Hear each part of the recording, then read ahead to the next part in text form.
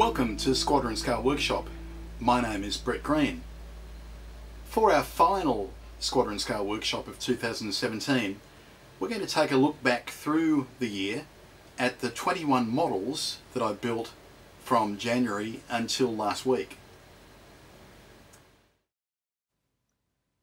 My first completed model of 2017 was Tamiya's brand new 148 scale Elephant, backdated to a Kursk era Ferdinand using the Tank Workshop's resin conversion. Relatively hot on the heels of their 148 scale F14 Tomcat, it was a pleasant surprise to see Tamiya's new 148 scale Kawasaki high-end available around February. This model was built straight from the box, except for Edward steel harness straps and lifelike decals. And now for something completely different, Red Room Models 148 scale CAC CA25 Windshield Trainer. This is a mostly resin kit, very nicely detailed, and you'll need a bit of experience with limited run or resin kits before tackling this one. But it was an enjoyable project and certainly a very unique subject. I finished this one in late February. Next up was another brand new Tamiya release, their 148 scale German 38cm Assault Mortar Sturm Tiger. I built this one from pre-production sprue shots, hence the grey coloured plastic. Tamiya has subsequently released a self-adhesive Zimmerit decal sheet, but as this was not yet available, I actually made the Zimmerit myself using 2-part epoxy putty and a small screwdriver. I also added a set of Voyager Tiger 1 engine grill mesh, and that fitted perfectly. We're up to April now, and this month I completed my new Tamiya Red Army boxing, but I converted it to an Australian version using parts from an old Firestorm conversion. I also added crew figures from Firestorm and Ultracast. Stowage was a combination of scratch build and from value gear.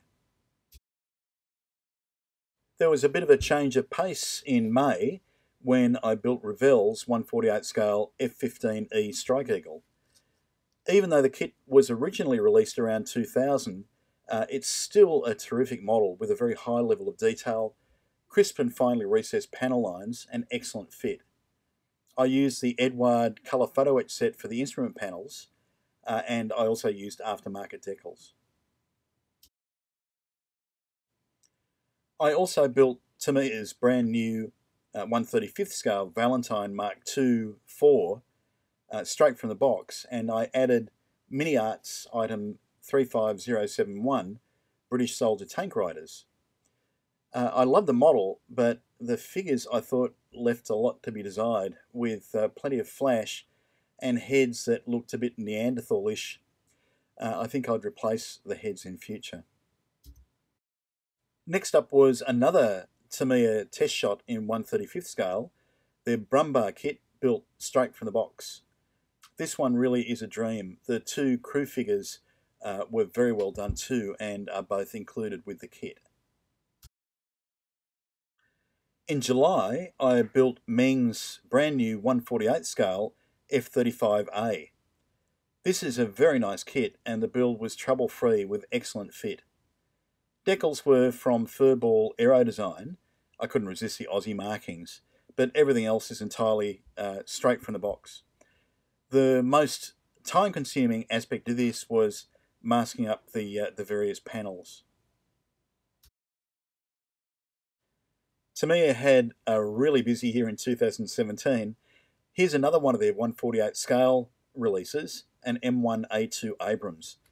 This was another great kit featuring good detail, very fast construction and perfect fit.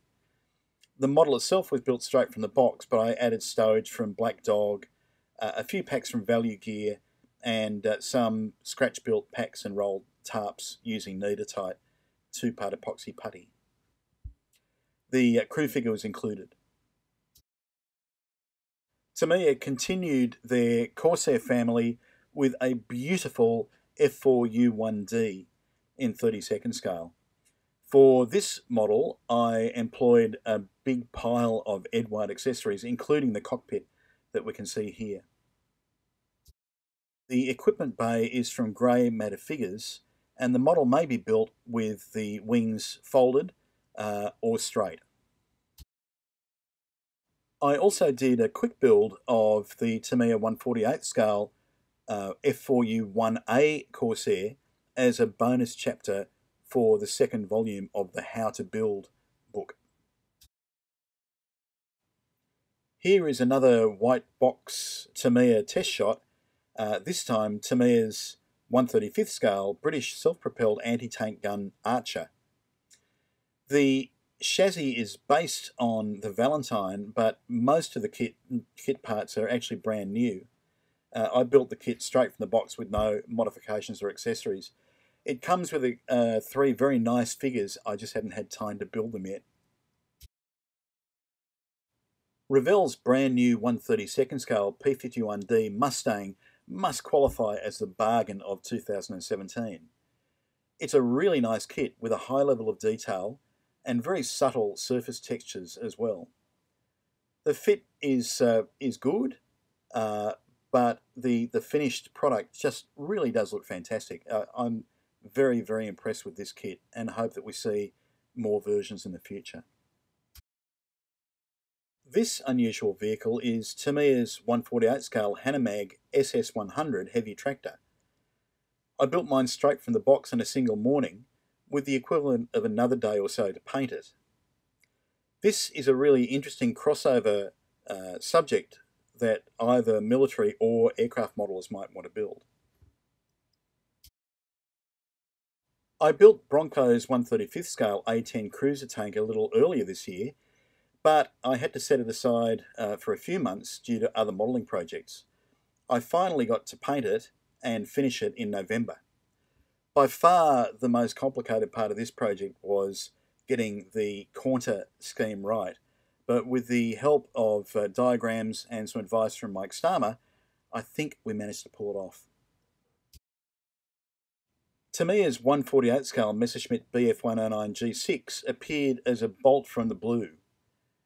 This ingenious model allows you to build the kit with the engine cowls open and the engine on display, and also with the engine cowls closed for a totally streamlined appearance.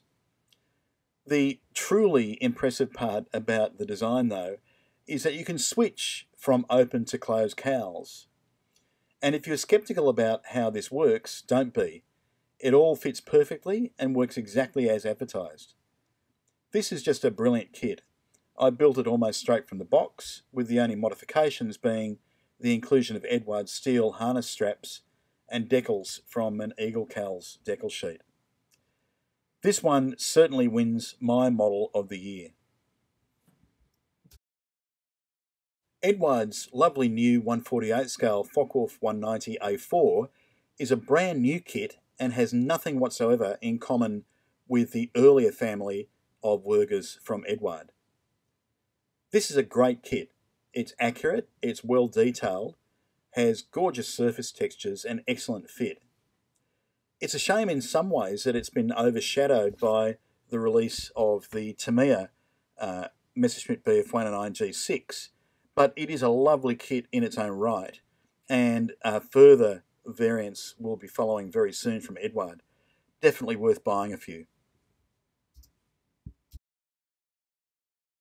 It's not often that I build and paint a model plus 3 figures in 2 days, but that is exactly what happened with this test shot of Tamiya's 135th scale German Assault Pioneer Team and Goliath set. The Goliath is very small, but despite its diminutive size, Tamiya supplied Lincoln length tracks plus a cable drum. This was a fun little project. And here is my final completed model for 2017. Tamiya's 135th scale M4A3 E8 Easy 8 Korean War Sherman. I built this one completely from the box, including the decals and the jerry cans and spare ammo cases that are included with the kit.